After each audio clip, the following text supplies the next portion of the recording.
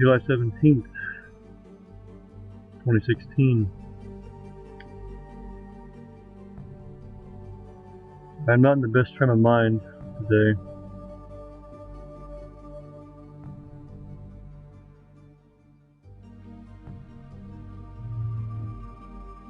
Realizing that no one will ever see what I see or care about it. No one will ever care about the things that I care about. Which to me is basically my definition of who I am, so no one will ever care about me.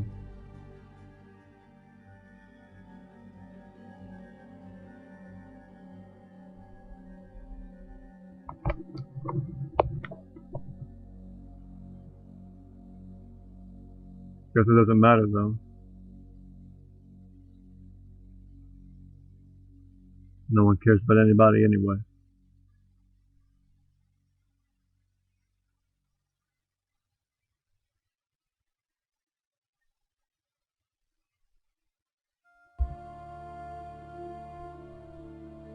All they will care about is the parts of them that they can see in other people.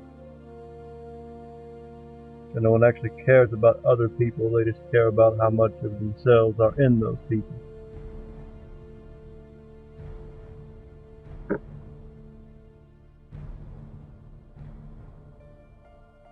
And that's when they care about you.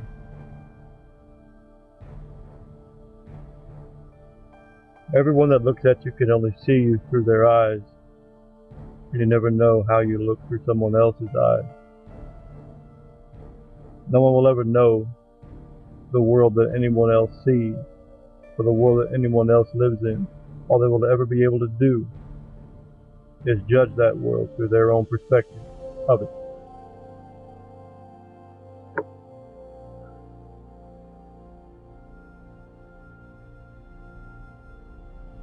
I remember when I used to have a movie collection before I sold them all. And I had the Predator movies. I liked the Predator movies of an alien race that would come here and hunt humans. They had to wear this mask to aid them in our environment. And part of the mask showed them a visor, a computer display. But there's a mistake in the first movie that no one really thought about. And throughout the whole movie, when it shows you the Predator's vision, it shows infrared so that he sees body heat. And you're left with the impression that that's how these beings see. They see in the infrared spectrum. Just as we see in ours. It shows it though in colors that we can see. So that if you think about it, what it's actually showing is that they see in our spectrum as well. But everyone assumes that that's what their vision is. But if you actually saw it in that spectrum, you wouldn't be seeing the colors that we do.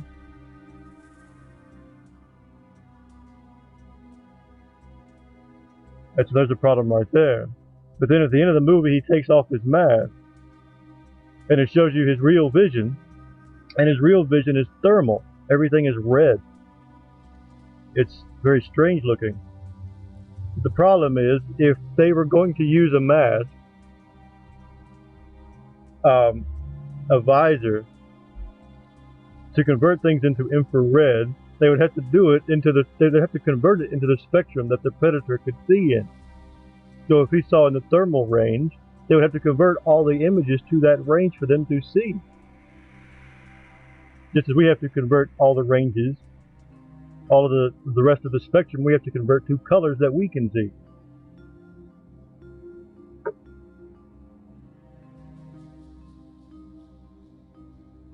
And this is a lesson on perspective. And this is people.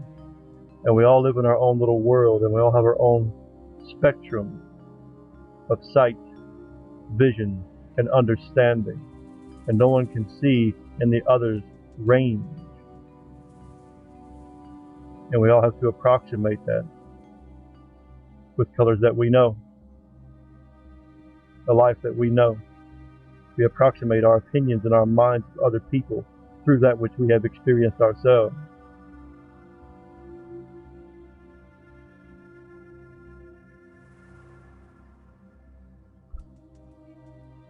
And there again, no one knows what that approximation is. And there are a few who are actually aware of it anyway. And it's a sad thing. As most everything I am aware of about this world and all that I see is a sad thing. Because all I'm aware of is loss and decay and degradation, entropy. And I seek to stop it. I seek to preserve all these things. All I see is a bunch of people who cannot tell the difference anyway. And all they do is wonder why the world is the way it is. They never try to stop the problem, stop the source. They just worry about the symptoms and argue over all these little details that don't even matter. I try to find solutions to preserve all these things, to rectify the problems, to get things back the way they're supposed to be. But nobody wants things to be the way they're supposed to be, because they're too caught up in the things being the way they are, when their entire life has been built around the way things are. Then they themselves actually do not seek to change it or to rectify it, because they're too ingrained in the problem themselves. They, over time, become part of the cancer that is destroying society. Now, they cannot imagine a world without money. They cannot imagine a world without jobs and corporations and global trade, which means they cannot imagine a life of them living happily without it. And if that's part of the cancer, if that's part of the disease that's destroying humanity, then they, being a part of it, are themselves destroying humanity, piece by piece, day by day. Well, they associate themselves in their lives, and that which keeps them alive with the very thing that destroys them. And they can never tell the difference, and they will never care about the difference, because they can't see the whole spectrum of humanity, of reality.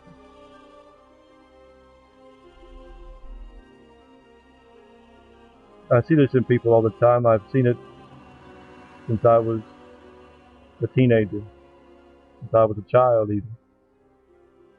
And it's always bothered me, and it's always alienated me, because I see these things that others do not.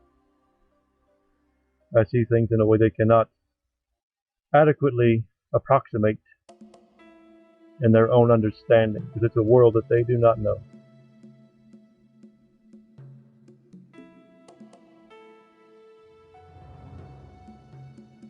When I woke up to greater awareness, my desire was to obtain the perspective of God, a distantral perspective of all humanity, a top-down perspective on the world.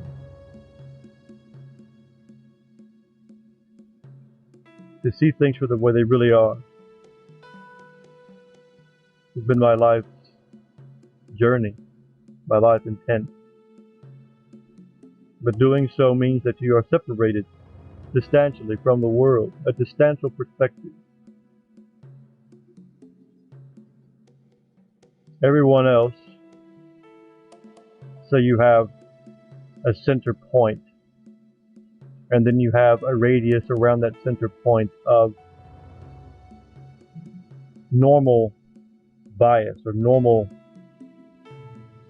reality, conventional perspectives of reality in the world, conventional lives conforming to the system that controls them. Then you have those that wake up and they have a wider radius and they go off in all the directions farther than the boundary of those that conform, the prescribed lifestyle. And so they're on the fringe, on the outer edge, but they're still on the same plane. When you take a top-down perspective, you are removed from that plane. All the ones that are still on that plane, although are removed from each other, are not removed from the entire system. So they are all still bound by it, they are all still dependent on it, and to some degree they all still fight to protect it. Even when they think they are fighting against it, they will fight against the system as they go cash their checks and buy their groceries at the store, fill up their car with gas. If they say they're fighting the system,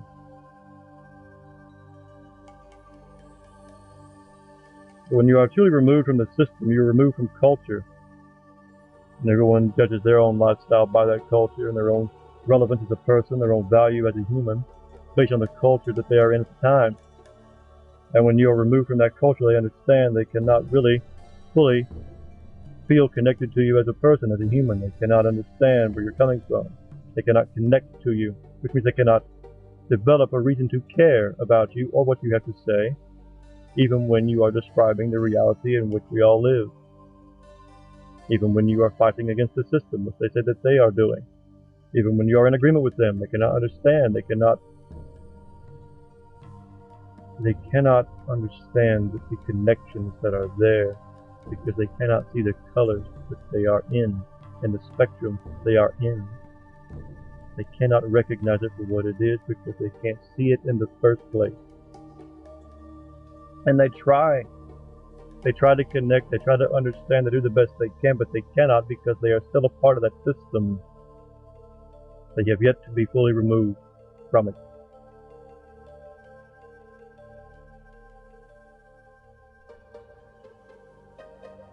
And it's sad to me.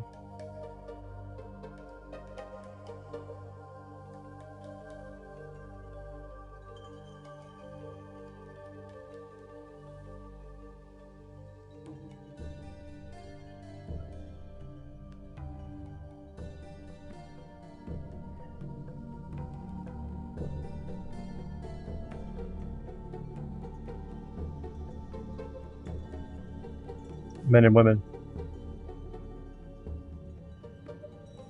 Women are so incredibly bound by society, by culture. They literally define themselves by it and their worth through society. And they look at men the same way. Socially speaking, what is their value to the culture that they are in? What is their social standing? What are their social skills? How do they handle themselves in a crowd, in a situation, in a conversation?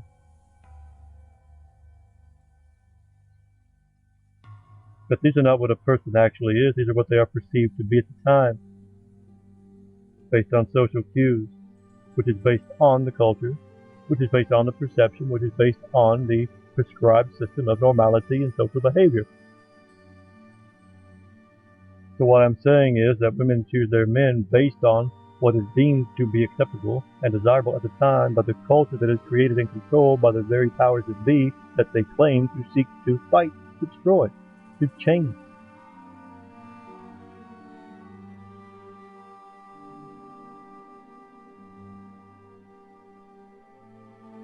So, in seeking of these men, of these types of men that they are told are desirable in that culture at that time, what they're actually doing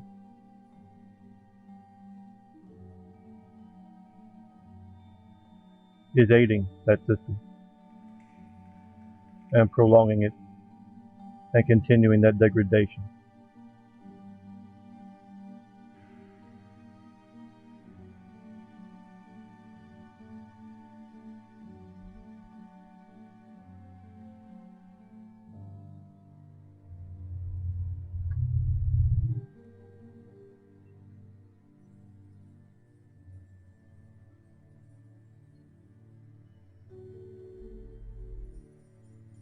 I put up a video a long time ago,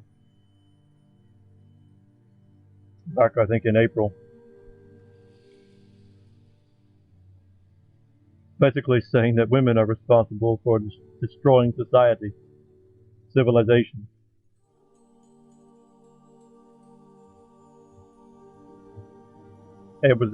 I copied it from another channel. There's a lot of truth to it. But women don't like it because they have a hard time admitting that they are wrong in their perception of reality.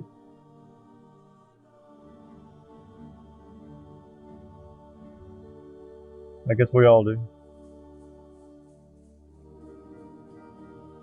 But it fits the Bible. If you're a Christian, you believe in a fallen world. We live in a fallen world, in a fallen humanity.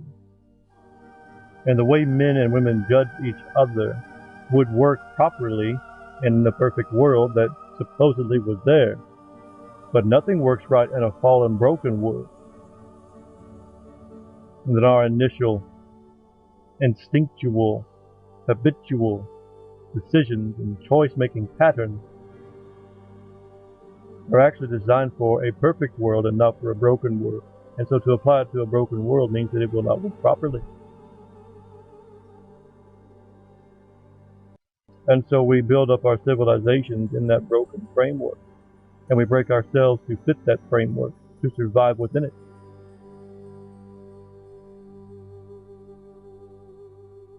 But our blood is what it is. And it makes us who we are. And we look at the world, and we do what we do. We make the choices that we make. We have the perceptions that we perceive. But do we see the world the way it really is?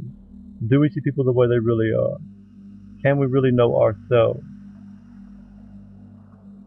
And how the hell can we be expected to make the right decision if we can't even discern these things properly?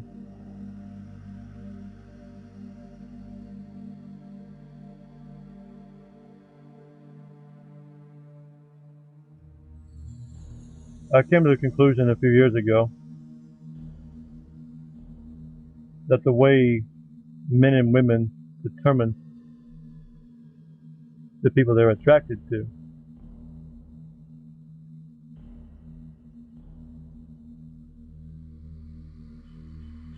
would work in a perfect world. It was designed for a perfect world.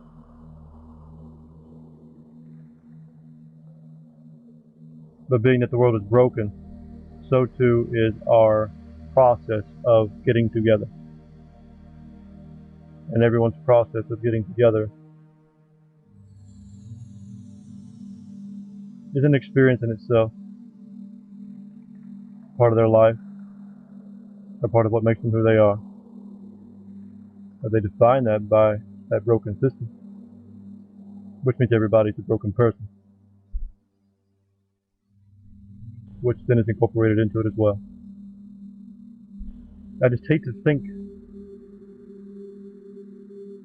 that no one can see what I see. I hate to think that they cannot understand what I'm talking about.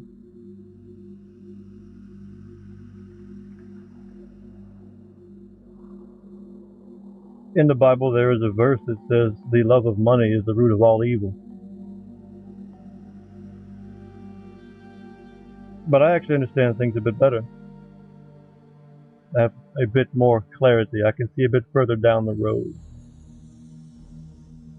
than whoever wrote that.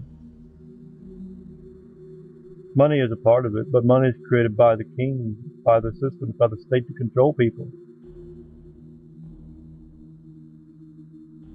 What lies beyond that? Where they control men. What makes a man a slave to the system? What makes him work for the money? What makes him a slave to the money? If not his family, and that which he loves the most.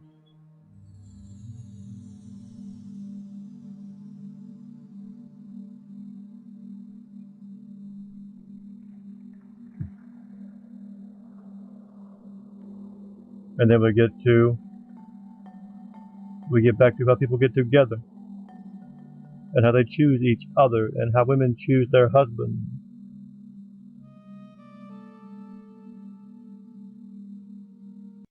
In that society, in that culture, a culture that is diseased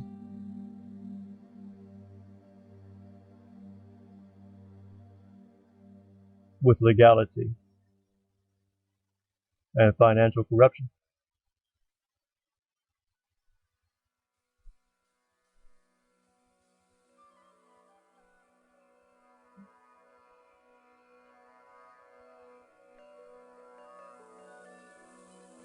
I just find it all very sad that people cannot see beyond their own eyes, past their eyes. They cannot understand past their own perceptions. They just can't see the world. They cannot understand the world in which they live.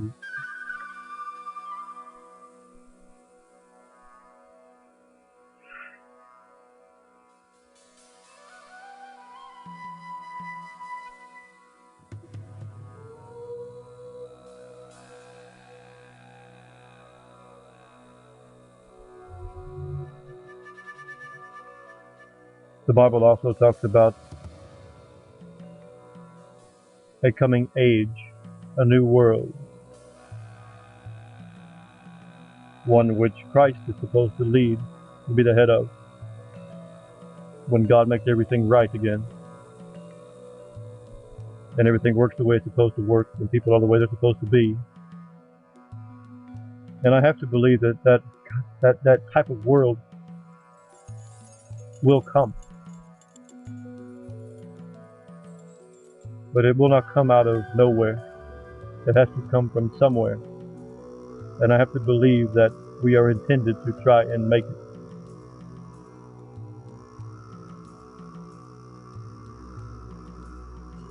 And that is what I seek to do. To rectify all these problems, all these things in the world that I see that have gone wrong, all this degradation. I seek to rectify it, to make it right. But it's so hard, because no one else seems to care. No one else can see what I see, care about what I care about, because they're all in their own world as well. And they all want what they want and desire what they desire, and they seek it the way they seek it. And they go after what they go after, and they live the way they live, just like everybody does. You can't expect any more out of one person than you can anyone else.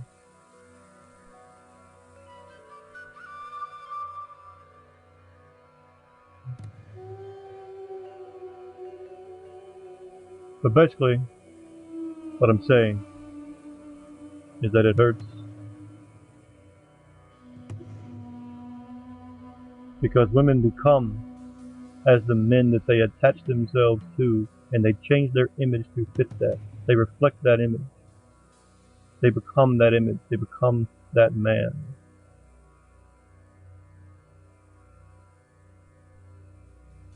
It's a natural process. And if men were who they were supposed to be, rectified and one with God, then all would be right with the world.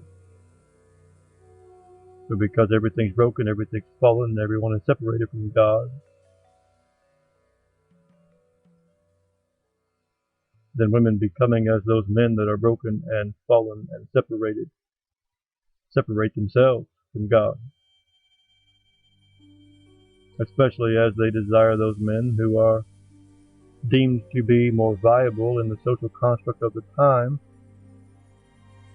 the social construct made and controlled by the system that is opposed to God in every way.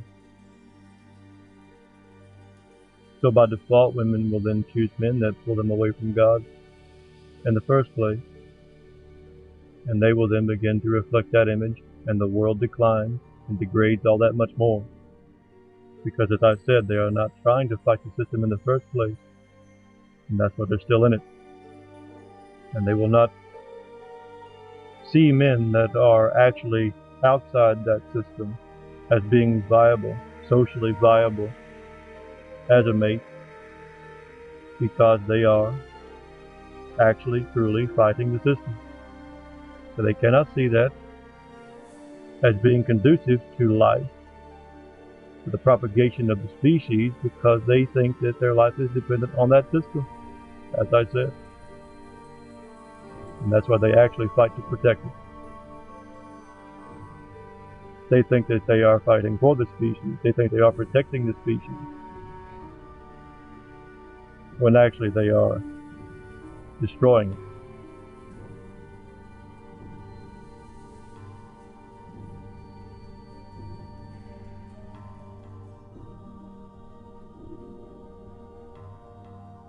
And I wish I could get everyone to see that.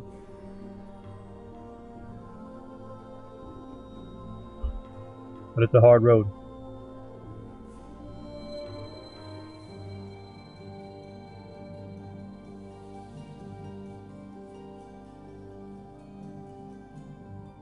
I guess I'll leave it here. I'll cut it off. I'll talk to you guys later. Until then, take it easy.